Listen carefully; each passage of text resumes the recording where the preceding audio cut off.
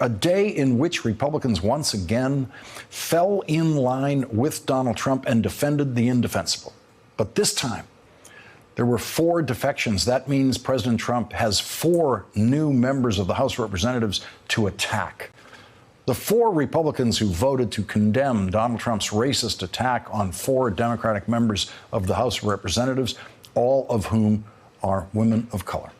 The 4 Republicans who stood on the right side of history in tonight's vote are Fred Upton of Michigan, Will Hurd of Texas, Brian Fitzpatrick of Pennsylvania, and Susan Brooks of Indiana. Those Republicans saw Donald Trump's tweeted defense today, and in their votes tonight, they said, no, we don't believe Donald Trump.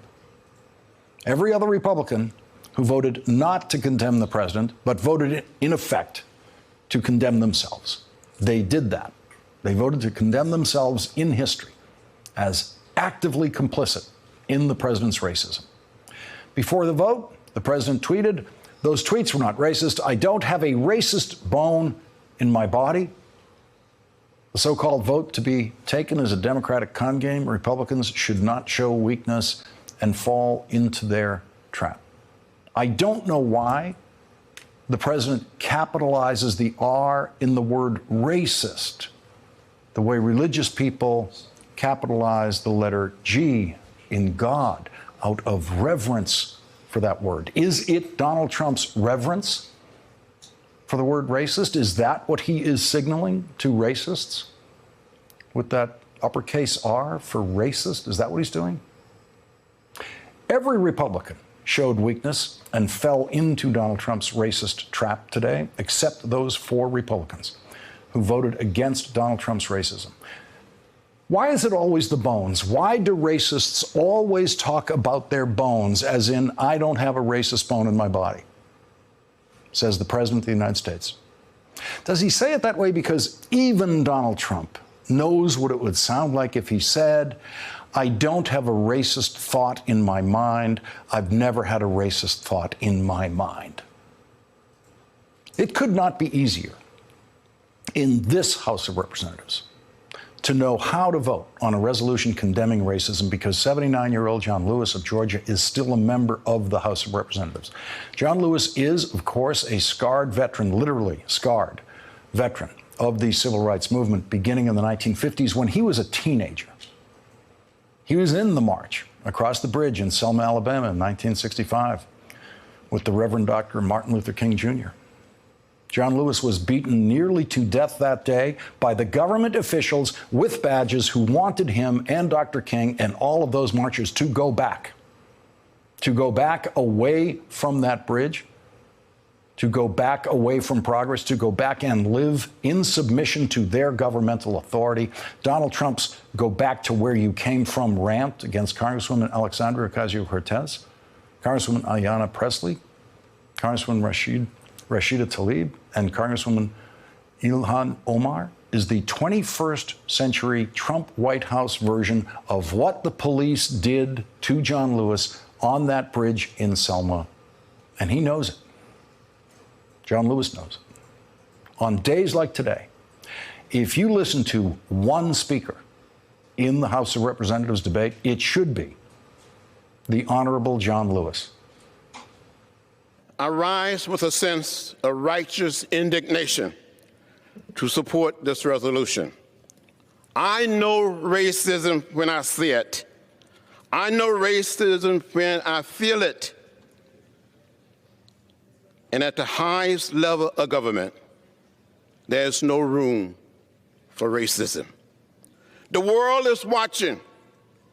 They are shocked and dismayed because it seems we have lost our way as a nation, as a proud and great people.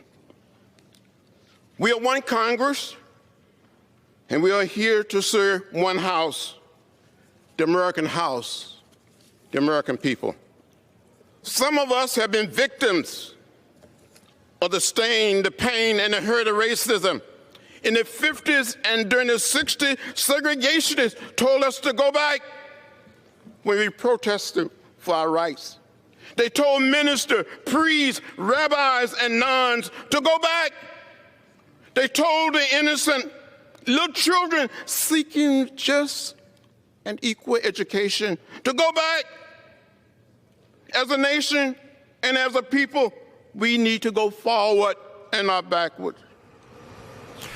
Leading off our discussion tonight is Democratic Congresswoman Debbie Dingell of Michigan, someone who was on the House floor today. Also joining us, Karine Jean-Pierre, Chief Public Affairs Officer from MoveOn.org and an MSNBC contributor, and Suzette Hackney, Director of Opinion and Community Engagement for the Indianapolis Star. She wrote an editorial there entitled, "Trump is an unhinged racist and Indiana's congressional members are wimpy sycophants."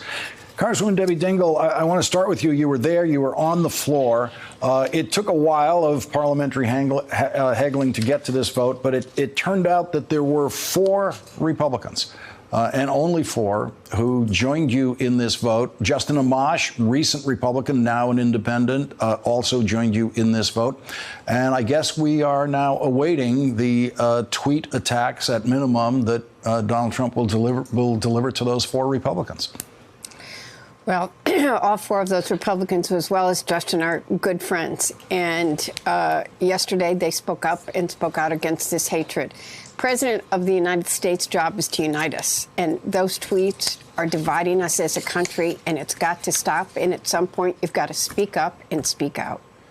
And Suzette Hackney, your article came out before this vote, and it may be that you moved one of these votes in the Indiana delegation. Yes, Susan Brooks, who has the political freedom, she is not running for re-election. She did make a statement saying that the comments were inappropriate, but most of the Indiana delegation did not do so. And I did write, and I said that we all needed to speak out about this. It did not matter which political party.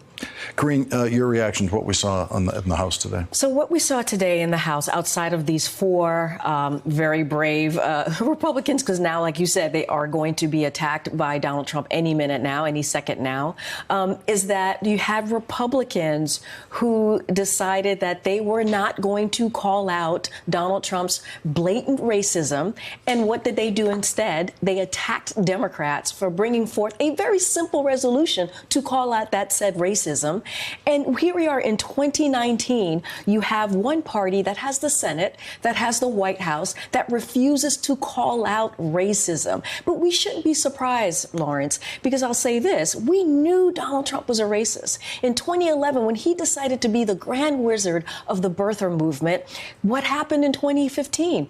They nominated him, they elected him, and now they encourage him. And this is where we are today in 2019. Congresswoman Dingell, Nick Ramsey, who's one of the producers of Brian Williams' 11th Hour, pointed out on Twitter today that what the president said looks like a violation of federal law under the Equal Employment Opportunity Commission's rules, which say examples of potentially unlawful conduct include insults, taunting, or ethnic epithets, such as making fun of a person's foreign accent or comments like "go back to where you came from," whether made by superiors or coworkers. So it is possible that anyone else working in the federal government could have been fired for what Donald Trump said. It's just that the only way to fire the person in Donald Trump's job is through impeachment. If that were to have been, his tweets were to have been said in any workplace across America, it would have been an instant firing situation. You know, and I want to speak beyond these 4 colleagues of mine, but I represent, it was xenophobic as well. I represent one of the largest Muslim populations in this country. This man does not understand what he's doing to little children. I go into the grade schools there, and I have children grabbing my legs, telling me they are afraid that someone is going to come into their house in the middle of the night, take their family out, and never be seen again. This is the United States of America in 2019. This is not Germany. And we need to think about the message that we are sending to people. We are trying to divide this country with fear, hatred. It's divisive and not acceptable. Well, let's listen to Donald Trump in the past, in the way he describes himself as not being a racist. You're racist, you're racist, you're racist. They keep saying it. Are you racist? Absolutely not. So many of my friends who are black, they say, you are the least racist person. I am the least racist person that you've ever met, believe me. Suzette, your reaction to the way Donald Trump defends himself on this? Well, he started by saying he might as well have just said, I have many black friends. It's just laughable at this point.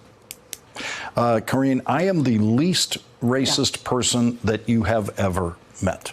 Basically, that's what racist people say. Exactly. I mean, it's that is that. in and of itself a badge of racism. Yeah. He's saying he is less racist than you. Right. He's saying he's less racist than John Lewis. Right. He is taking a higher moral ground for himself than John Lewis. And like I said, that's what racist people say. And my best friend is black, or I have no not one racist bone in my body, which I don't even know what that means. Please tell me where that would be, that racist bone in your body. And by the way, what does a non-racist bone looks like? I mean, it is, look, Donald Trump is who he is. He has shown us that over and over and over again in his policies, the way he talks about black people, the way he talks about Mexicans when he first entered the race. He is who he is. And the problem is, Lawrence, is that the reason why he continues this behavior is because Republicans do not hold him accountable. They do not call him out. So what does he do? He doubles down and he triples down. And he's not going to stop because he believes it works. Let's listen to what Speaker Pelosi said on the House floor today. Every single member of this institution, Democratic and Republican, should join us in condemning the president's racist tweets. To do anything less would be a shocking rejection of our values and a shameful abdication of our oath of office to protect the American people. Congresswoman Dingell, what did it feel like on the House today, in the House floor, the overall sensation of that full experience on the floor?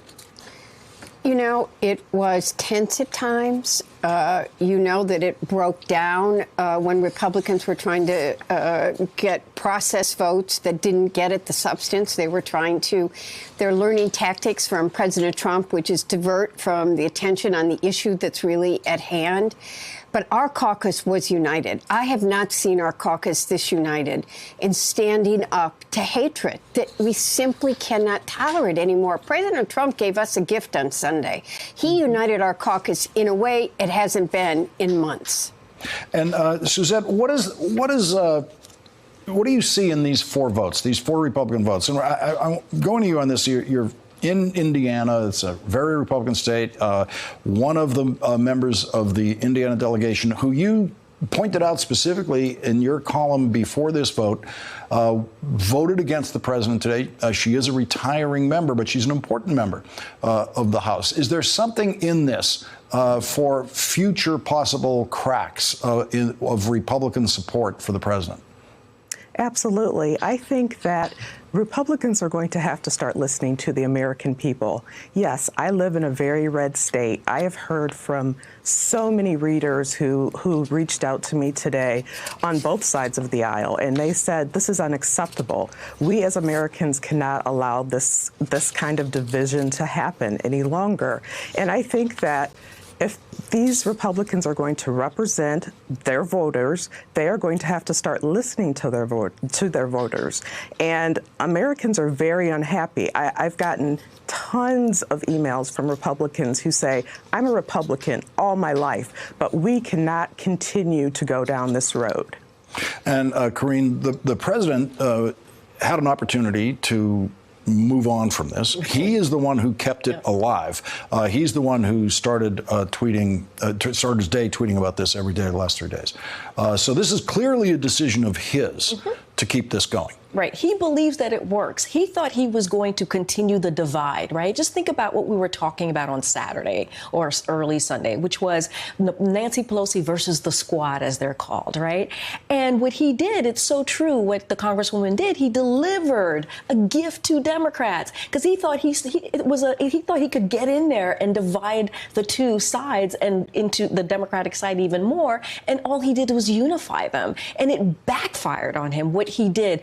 inserting racism actually hurt him more because the majority of the people do not want to hear that. That's what we saw in 2018 when he doubled down with the caravan. We doubled down on immigration. People came out and voted against what Donald Trump was about. It was a referendum on him. He did not learn his lesson. He's thinking, now I'm going to triple down, and it didn't work. And now you see a unified Democratic Party, and they are where the majority of the people are. And Congresswoman Dingell, take us inside the party caucus meeting before this vote. In situations like this, generally as many, if not the entire party, gathers behind a closed door to talk about what's going to happen on the House floor today. What was that meeting like today? You know, it was a candid conversation, but frequently when you're in meetings like this, there are a lot of different opinions. And there wasn't anybody who didn't know that we needed to take this vote, that we needed to stand up. I think that we want to make sure that we stand up to hatred, we stand up to division, but at the same time, we can't let him divert us every single day. We've got to get back to doing the people's business. We've got to deliver for the people. So we've got to get back to health care, which he's not delivering on. He's not lowering prescription drug prices. We have to get back to talking about the environment, to infrastructure. So we're also focused on how we got to get back to working for the people, which he would like to keep us off that message every day. That's what he does. And we cannot let him keep us from delivering for the people that we promised to. And by the way, he's got to deliver for these people, too. He got elected in Michigan because he talked about many of these issues. If we haven't done something about it, he's going to have problems in this next election. Suzette, as a member of the press, how do you see the challenge for journalism in this, in how to cover these kinds of outbursts by the president?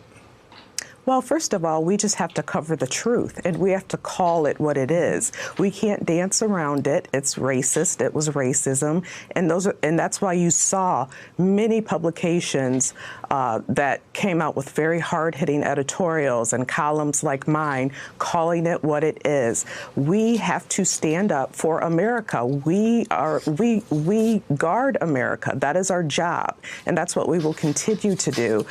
You know, there's the fake news that's thrown around, and you know, he gets his base all ramped up talking about us and booing us at his rallies and such. But I think we've done nothing but proven that we are here to cover this administration, to cover this president, to uncover the truth, and that's what we will continue to do. Congresswoman Debbie Dingell, Karine Jean-Pierre, Suzette Hackney, thank you all very much for starting us off tonight. Really appreciate it. Thanks for checking out our YouTube channel. Subscribe by clicking on the button below for more from The Last Word and the rest of MSNBC.